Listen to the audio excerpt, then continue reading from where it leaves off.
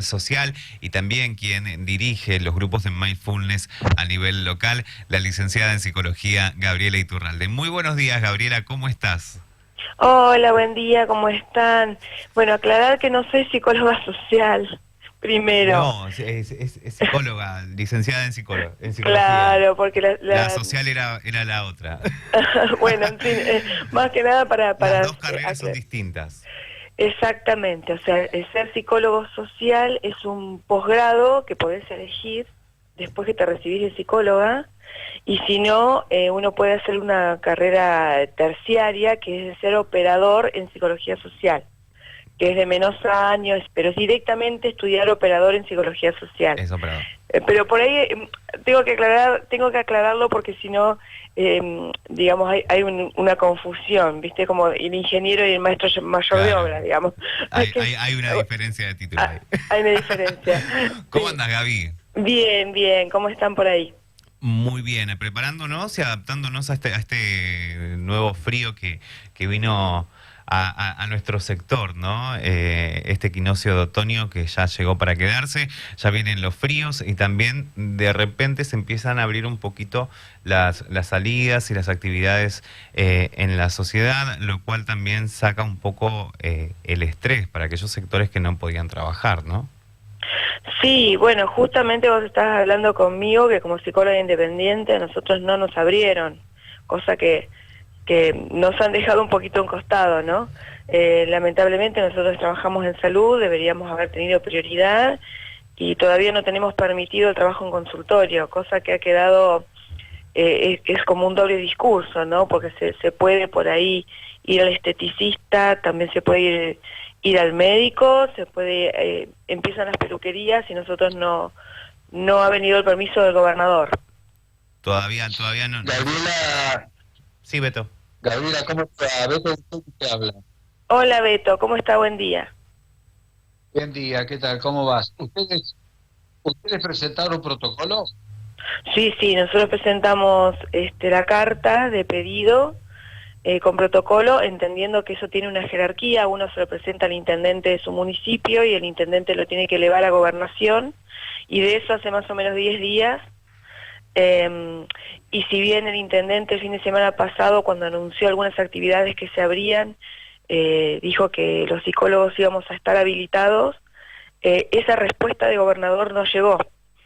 Así que bueno, es muy complejo porque nosotros hemos quedado totalmente desconsiderados en este caso. Que recordar. Digo, me queda la duda. ¿La palabra del intendente no alcanza en este caso? No, sabemos que no, que en realidad todo lo que se hacía era cada rubro, como hicieron los peluqueros, como hicieron, creo que están haciendo los abogados, se eleva al intendente y el intendente tiene que elevar al gobernador de la provincia con sus casos que tiene en su ciudad y con el protocolo que armó cada rubro. Y la aprobación nuestra todavía no ha llegado. De manera formal no ha llegado. Calculo, imagino que este fin de semana se hará un anuncio y podríamos estar incluidos ahí, pero fue muy tardío el nuestro, porque además el trabajo nuestro en salud, como hablamos la otra vez, cuando hablamos hace 15, 20 días, como dijimos que la salud es integral, no es que la salud es o de la cabeza o de un órgano del cuerpo. ¿Sí? Muchas veces cuando tenés un problema en un órgano del cuerpo, Sí. te anda mal la cabeza justamente por ese tema, Claro. porque uno se empieza a angustiar, y cuando muchas veces tenés una dificultad emocional fuerte, también enferma el cuerpo, ¿no? Entender esto de que estamos todos unidos. Entonces la verdad que hemos sido dejados demasiado a un costado, realmente. Y somos Gabriela, independientes ¿estás muchos y lo haciendo- estamos sintiendo mucho. ¿Estás haciendo atención virtual? Sí, por supuesto, la atención remota es algo que tratamos todos de implementar, pero bueno, Beto, estamos en Olavarría, la gente no era algo en lo que estaba acostumbrado, es algo, el cara a cara a veces, muchas veces en nuestra profesión es muy importante, porque trabajamos fundamentalmente con el plano emocional, y bueno, por ahí en algunas grandes urbes esto es mucho más común. porque por ahí entre donde vos vivís y el terapeuta que elegiste, capaz que hay 30 kilómetros, por ejemplo en Buenos Aires, entonces por ahí te conviene online, digamos, pero en Olavarría, que por ahí la gente lo más lejos hace 30 cuadras para ir a tu consultorio, salvo alguno que venga de algún pueblo de alrededor, la gente estuvo muy reacia a comprometerse de manera online, ¿sí? Fue muy complicado para nosotros. Gabriela, en las atenciones, en las atenciones online o en las virtuales, advertís, el otro día escuchaba un psiquiatra y psicólogo que también hace terapia muy conocido, muy prestigioso, Abadi, que dijo algo que me quedó grabado, como me quedó grabado lo que dijiste vos: estamos todos en el mismo bar, no en el mismo mar, no en el mismo barco. La verdad que me pareció muy acertado lo que dijiste. Abadi decía, miedo sí, pánico no. ¿Se ve mucho miedo en las personas? Yo creo, Beto, que es lógico. Nosotros, como decíamos la otra vez, no tenemos ningún tipo de preparación para una pandemia porque no la hemos vivido en el cuerpo y en la experiencia, y no tenemos familiares cercanos que nos digan sí, porque en una pandemia se hace eso, en esto, y en una pandemia se hace lo otro. O sea, a nivel mundial éramos todos analfabetos de pandemias, digamos. Entonces, lo primero que se genera es una gran ansiedad, en realidad, para poder habilitar en tu propio sistema, digamos, en tu propia vida, recursos, habilidades para afrontar una pandemia. Entonces, por supuesto que la pandemia nos quedamos todos adentro, obviamente, por miedo primero, obviamente, lógicamente, ¿no? Por contagiarse y eso, y además, según las edades, los miedos varían.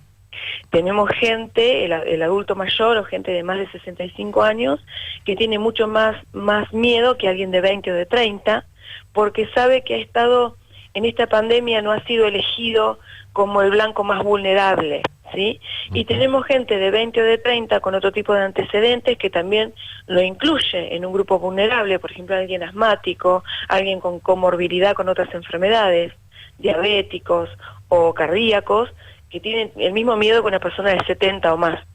Entonces, el miedo no es malo en sí mismo, Beto, y tampoco Ezequiel, no es malo en sí mismo, porque cuando uno tiene miedo a algo, el cerebro se pone en alerta y en vigilia, y nos hace buscar a todos habilidades para poder afrontar, estrategias para poder afrontar eso que te da miedo.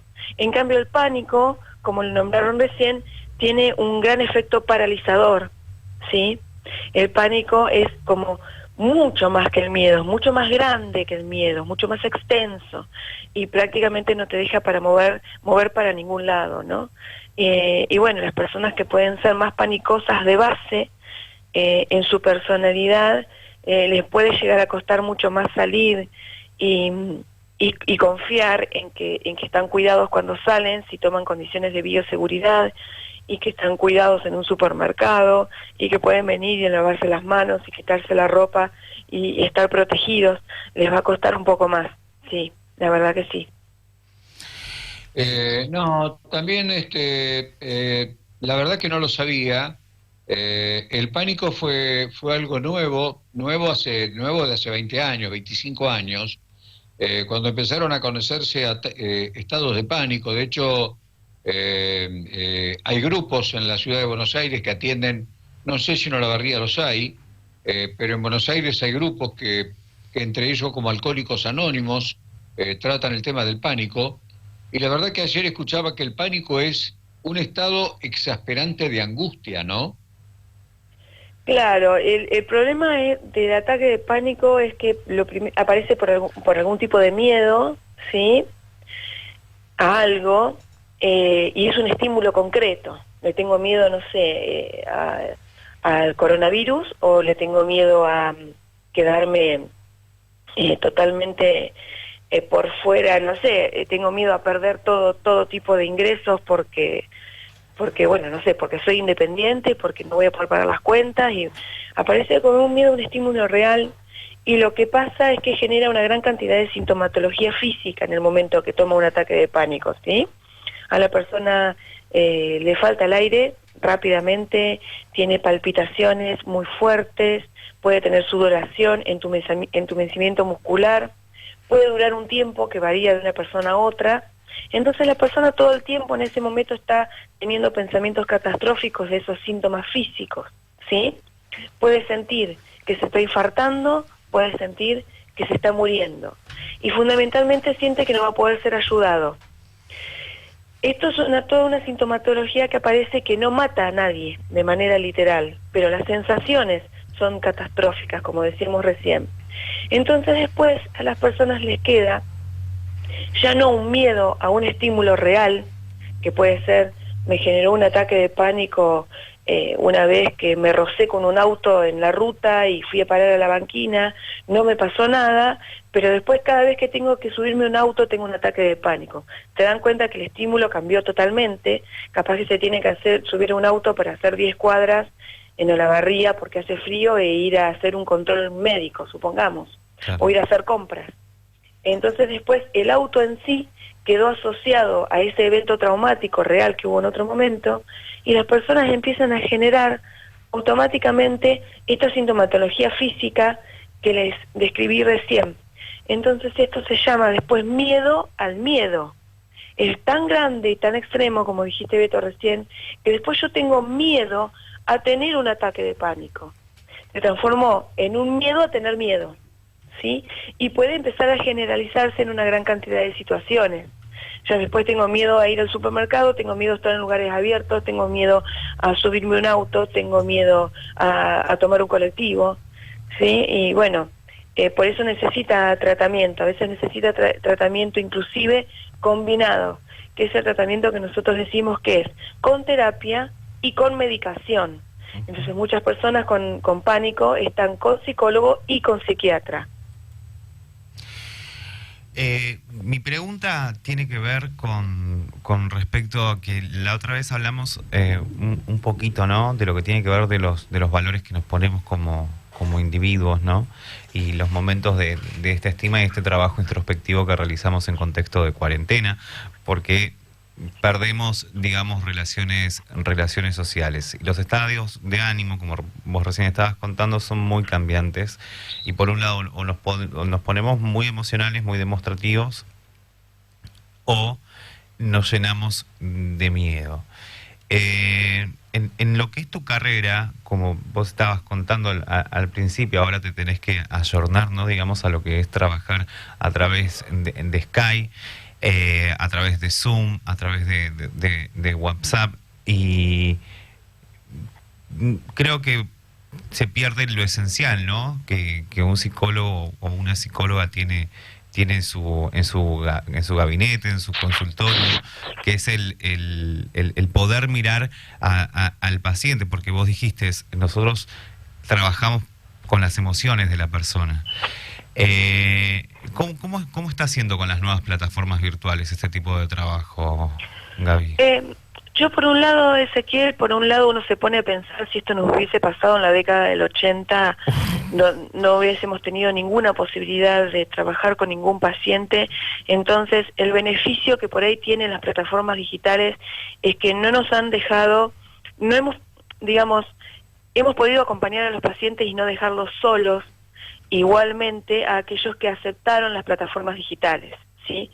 O sea que la posibilidad de trabajar con su terapeuta estaba a través de un medio que mundialmente se utiliza hace mucho tiempo, pero las ciudades cuanto más chicas más resistentes. Y además, Ezequiel, sabes que también hay mucha gente en las ciudades más chicas que ha optado casi por un analfabetismo digital, ¿no?, que apenas pueden manejar el control remoto para pasar del canal a Netflix, por ejemplo. Sí. Entonces, a veces yo he utilizado todo lo que pude, la plataforma más sencilla que hay, que es la videollamada de WhatsApp, ¿sí? ¿Por qué? Porque hasta mi paciente de 77 años tiene WhatsApp. Entonces, cuando yo le decía, quédese tranquila, yo la llamo, y cuando usted vea que la estoy llamando, apriete al medio de la pantalla y yo voy a aparecer del otro lado, fue el medio más sencillo. Después tenemos más millennials, como se dice por ahí, y gente más joven, que ya maneja otras plataformas porque tuvieron que allanarse también con la cuestión del colegio, con la cuestión de la facultad, y porque son de otra generación en la cual ellos nacieron y todo esto digital estaba en su mundo, cosa que no pasó conmigo. Yo nací en 1971 y esto tardó décadas en estar en mi mundo. Entonces, de alguna manera, hemos podido estar cerca de aquellos que lo aceptaron. Y por supuesto que en mucha gente generó una gran cantidad de resistencia, la pantallita. Y no solo eso, sino que a veces no se ha podido cuidar la privacidad que necesitaban en sus casas. A veces las casas son amplias y tienen espacios donde pueden trabajar y charlar solos con su psicólogo o su psicóloga, pero la señal, por ejemplo, de internet no llega lo suficientemente apta en ese sector que eligieron para estar solos. Entonces, tuvieron que ir acercándose a donde está el wifi o a donde está el módem, y ahí es donde circulaba la gente en sus casas. Claro. Entonces, no solamente el hecho de tener que trabajar en sus casas, sino que las personas de sus casas no estaban yendo a trabajar, yendo a la escuela, yendo a la facultad, donde decir, bueno, yo voy a tener algún momento con una muy buena señal para estar solas trabajando con mi psicólogo, sino que todo el mundo, un 90% más, estaba en cuarentena con alguien más. Entonces se complicó también el tema de la privacidad, Tal ¿sí? cual. Es lo que más que se complicó, el tema de la privacidad. O lugares, algunos lugares de la barrial, lógicamente, donde la gente hizo la cuarentena donde vive, que pueden ser sectores de quintas, o algo de esto, donde la señal no es buena, aunque quieran, ¿sí? Sí.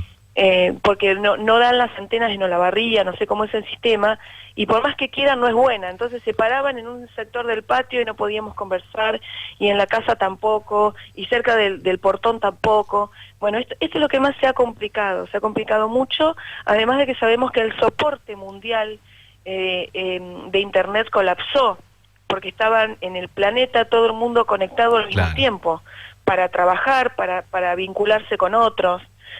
En mi profesión sí se nota mucho, se notó muchísimo. Ni hablar de mis colegas, yo no soy terapeuta de niños, pero mis colegas que trabajan con niños, imagínense, porque con los niños hay que jugar, por ejemplo. Jugar, dibujar, tener familias de autitos, de personas, de animales, rompecabezas, y donde juegan con el terapeuta para poder hacer certeros diagnósticos, y esto obviamente se ha complicado bastante. Y a mí también en el caso de discapacidad, por ahí también se ha complicado bastante. Sí. Gabriela, ¿cuáles son los miedos que más están... Te hago dos preguntas en una. ¿Cuáles son los miedos que más están apareciendo, por un lado, y además de la verbalización del paciente, hablando del sistema virtual, la gestualidad, el movimiento de las manos, la mirada, el rictus de la boca, ¿son importantes para ustedes? Bien, bueno, vamos con los miedos, que tiene que ver, te digo, Beto, que en realidad hay consecuencias que está generando únicamente la cuarentena, ¿sí? La cuarentena, nosotros tenemos una preparación de todas las personas para situaciones nuevas y para situaciones de estrés, y la cuarentena en un principio tuvo un tiempo en el cual humanamente lo podíamos soportar y tolerar de una manera más adaptativa, de una manera más normal, si querés. Cuando se empieza a estirar también la cuarentena, y como siempre dijimos, esto de estar en el mismo mar y no en el mismo barco, las personas que por ahí pudieron sostener su sueldo, la relación de dependencia, donde la economía no le cambió para nada, hasta te diría que pudieron organizarse virtualmente con su trabajo, o algunos trabajos que los hicieron ir part-time, algunas horas, como creo que ahora en los bancos, que creo que tienen turnos para no cruzarse con otro turno. La gente que más o menos no le cambió demasiado es la gente que puede estar más adaptada, porque inclusive está organizado mejores momentos de descanso, ¿sí? Por ahí está cobrando la totalidad del sueldo y en vez de ir 8 horas al trabajo va 4. En este sentido está más tiempo en su casa o con sus hijos, organizando mejor el descanso. Tenés otras personas que empezaron a aparecer otros miedos, que son las personas que empezaron a tener que quedarse en la casa todo el tiempo y que por ahí también han tenido una gran repercusión en la situación económica, ¿sí? Entonces vos tenés distintos tipos de personas atravesando, como decíamos, este mar en distintas embarcaciones. Para una persona, una ola de 2 metros, que puede haberle generado esto, es como la época de la inundación, Beto. El que estaba al lado del arroyo le entraron 4 o 5 metros a su casa y perdió todo, y el que estaba más cerca de la escuela 6 no llegó ni al cordón de la vereda el agua, ¿no? Entonces, de alguna forma, fue diferente. Y en algún punto los miedos son distintos, ¿sí? Los miedos son exclusivamente diferentes en este caso. Y la gente ahora puede tener miedo a volver a salir. Puede haber un miedo que es el de volver a salir exclusivamente, que tiene que ver con también la cantidad de tiempo que uno mira lo que ha pasado en el mundo, ¿sí? Eso puede tener otro tipo de miedo. Y las personas, en cuanto al tema de la gestualidad, de la mirada del paciente, del movimiento de las manos, ¿es importante para ustedes eso? Es fundamental en nuestro trabajo. Nosotros hacemos lectura analógica también, es decir, cuando un paciente está contando algo, con la gestualidad de sus cuerpos, analógico tiene que ver con esto, con lo gestual y con los movimientos de los ojos y si está tenso o no la persona, si te vas a dar cuenta en el cuerpo, si está contradiciendo lo que está diciendo verbalmente con movimientos de su cuerpo. Entonces de alguna forma esto va a estar en lo gestual. Pero sí, por ejemplo, yo siempre optaba por hacer una preparación con el paciente antes. Yo le mostraba que ponía la cámara a una distancia donde el paciente me estaba viendo a mí como me ve en el consultorio. No me veía solamente los ojos en una videollamada o solamente el rostro, como puedo hacer con una amiga, ¿sí? Yo trataba de que el paciente me viera como me ve sentada en el consultorio, en una silla de medio cuerpo. Por eso utilizaba auriculares para poder distanciar mi celular o poder distanciar la computadora si lo hacíamos por Zoom, para que me vea de medio cuerpo, y yo le decía que yo tenía que ver también medio cuerpo, porque la persona hasta que se ubicaba la cámara a veces le veías la frente y los ojos, por ejemplo, ¿no? Entonces, mira, yo también te tengo que ver de medio cuerpo, así yo tengo que saber cuando la persona me habla, también me habla con sus movimientos del cuerpo y poder hacer esa lectura, sí. Fundamentalmente para ver si está en sintonía o no con lo que dice y para poder trabajarlo también. Bueno, por mi parte, muchas gracias, Gabriela. Es muy interesante todo lo que hemos tenido oportunidad de conversar. Gabriela, seguramente a Ezequiel tal vez le quede alguna pregunta o Alejandro. Gabriela, buen día. Alejandro te saluda. ¿Cómo están trabajando con los grupos de Mindfulness? Bueno, Alejandro, justamente esta semana ya estoy con un diseñador, digamos, que me va a estar armando una página que posiblemente en 15 días estemos funcionando. Y voy a tener que adaptarme porque sí creo, Alejandro, que en las cuestiones grupales de consultorio van a ser las que van a estar más prohibidas. Posiblemente la semana que viene a mí me habiliten algo de consultorio con las cuestiones de protocolo y de bioseguridad que ya todos conocemos, pero no creo que esté habilitada, calculo, hasta que no abran las clases o teatros o cines o restaurantes para hacer todos los dispositivos grupales que yo tenía. Sí. Así que los dispositivos grupales, imagino, no estoy segura, pero imagino que vamos a tener un mínimo de septiembre-octubre, ¿no? Cuando una escuela abra, yo voy a poder abrir el consultorio para mis grupos de 10, 11 personas que asistían a los grupos de mindfulness, ¿sí? Sí. Pero eso cuando pueda abrir una escuela, cuando yo me doy cuenta de que en una escuela no se va a hacer una distancia de 2 metros, sino que se van a poder cuidar de algún otro modo, porque yo tampoco puedo poner 10 personas a 2 metros en el consultorio, porque mi consultorio no tiene dimensiones de salón, tiene dimensiones de un departamento común, ¿sí? Entonces, voy a tener que empezar todo esto exclusivamente virtual, y cuando se pueda en consultorio, calculo que me voy a quedar con los 2 dispositivos, Alejandro, porque lo que me permite el dispositivo virtual es que una persona de Necochea, La Madrid, La Prida, Tres Arroyos y de cualquier lugar de Argentina puede hacer este programa y no tenga que venir al consultorio. O sea, lo virtual también, por un lado, te complica y por otro lado te expande al mundo. Entonces, habría que ver qué repercusión puedo tener en ese sentido, ¿sí? El hecho de que una persona... Yo el año pasado tenía personas que venían de Azul a hacer el grupo, y bueno, ahora evidentemente a esas mismas personas les puedo enviar el nuevo flyer, donde pueden hablar con otros en Azul, si les gustó, y decirle, mira, lo está haciendo online, no tenemos que viajar hasta allá. Claro. O sea, todavía no sé qué repercusión va a tener eso, pero sí yo lo voy a abrir rápidamente de este único modo, que creo que va a ser el único modo permitido por varios meses. Tal cual, tal cual. Bueno, clarito como el... Bueno, Gabriela, muchísimas gracias, como siempre, muy atenta, un cariño grande. Bueno, Alejandro, Ezequiel y Beto, muchísimas gracias a ustedes por siempre darnos estos espacios que en algún punto también nos dan a conocer a nosotras. Muchas gracias a los tres y buenos días. Gracias, buenos días para vos. Bueno, así estábamos dialogando con Gabriela Iturralde.